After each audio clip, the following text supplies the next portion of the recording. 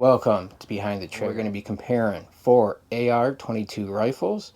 We're going to be comparing the Smith & Wesson MP-15-22, the Tippmann Arms M4-22, the JP Barrel Kit, and the Rock River Arms CMP National Match LAR-22 Upper. Which one takes the prize? This is the Smith & Wesson M&P 1522. This rifle's been around forever. Now I'm probably going to get some negative comments for what I'm about to say about this rifle. Have at it, that's your opinion. Now, out of the box, this thing would not run. It would fail to eject, maybe every other round. It would extract, but it would not send that case flying away from the chamber and hang things up. It's very irritating when you buy a brand new rifle and you expect it to run and it doesn't. Now, outside of that, I did tweak that and I did get it to run, and I have a video of me running it, doing a little bit of accuracy testing.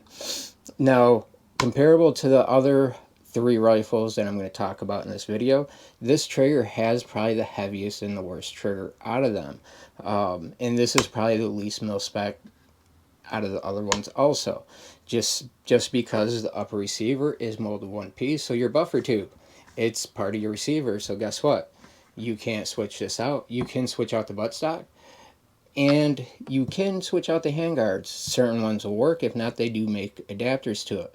That is probably one of the biggest upsides to this rifle, is it's been out so long and it is so popular that if there's an issue, they make aftermarket upgraded parts right down the barrel. Out of the four that I'm going to talk about, this is probably the only one that has an aftermarket barrel for it. You can also get one for this that is internally suppressed, being the barrel, and that's probably the biggest advantage to this rifle, is it's been around so long and it's so popular that there's enough aftermarket parts you can do whatever you want. I was quite impressed with the accuracy of this rifle. I was expecting it to do worse. Now, if you cleaned up the trigger, put in, did a little work to the trigger, swapped out some springs or changed the trigger completely, probably tighten up those grips a lot. This is a Tippmann M4-22. The only thing I did to this rifle was I changed out the buttstock, and I did this for accuracy testing only, and I put the Luth AR buttstock from my CZ457 chassis. Now, one thing that's really nice about this rifle is the bolt design, the feel of it. It's got the weight because it is a cast aluminum upper and lower receiver, not mil-spec by the way, but cast upper and lower. It does give you some weight. Now, if I would have got the Elite package, it would have came with aluminum handguard, and that would have also added some weight. Not only that, this does have a mil-spec buffer tube, so you can take the cast nut off and switch out this system to whatever you want, as long as it's sort of the same as mil-spec. Pretty much the trigger group is mil-spec. Everything, a lot of things are interchangeable with mil-spec with an AR-15, but the safety, this is proprietary. So that means you can only use their safety. They may make it ambi safety, I'm not sure. I don't know if it's for sale or not. They at least put it on the red line. One thing I really like about this rifle is the bolt system. The bolt actually utilizes a buffer spring, so you get that feel of an AR-15 as far as the cycling of the bolt. Now, the charging handle for me, it's not a deal breaker. It's not bad. It functions. There's no issues with it. It is a little flimsy, but it's a 22, so the bolt's not that heavy. Neither is the buffer spring. But once again, proprietary, so unless Tippmann makes an aluminum charging handle, you're stuck with the plastic one it comes with. The other thing that I dislike about this rifle, and it's not even a deal breaker, it's just something I really don't care about, it is the magazine, and it's just this little dust cover on the magazine. It's not that big of a deal because it does have a nice assist, but when you get down, you got to come back up and pull it down to get your last rounds in. It does kind of get in the way. It does get kind of irritating. I just keep a couple mags loaded and I just swap them out. They're nice. They function well. I've had zero issues with this gun. I put at least 1,200-1,300 rounds through it. No issues whatsoever.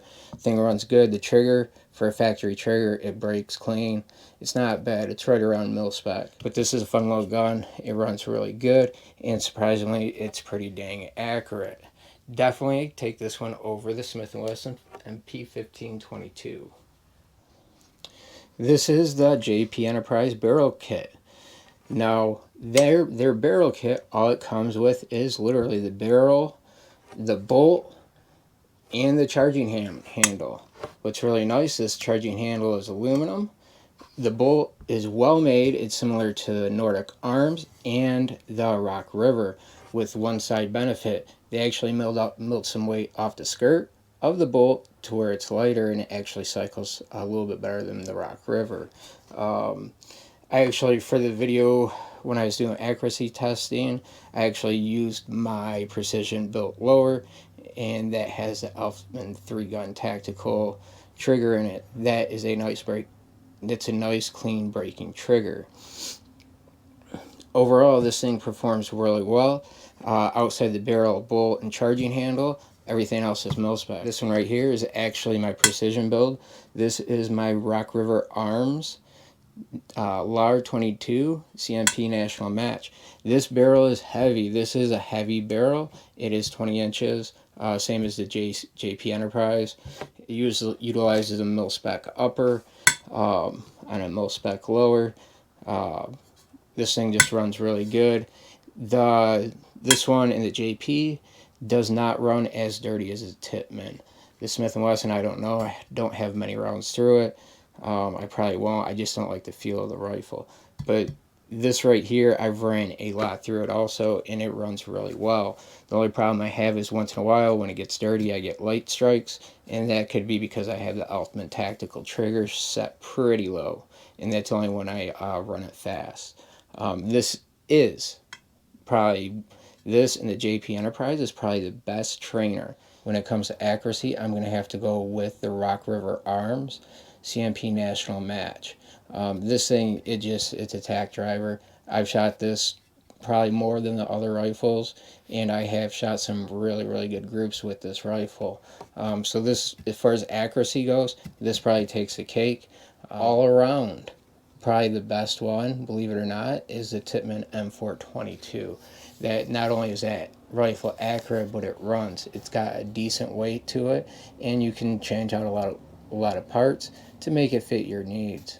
Just overall, I am really impressed with the Tippmann M4-22. Now on the bottom of the list is the Smith & Wesson MP-15-22. Hold on to your comments for a minute. It is a really nice 22.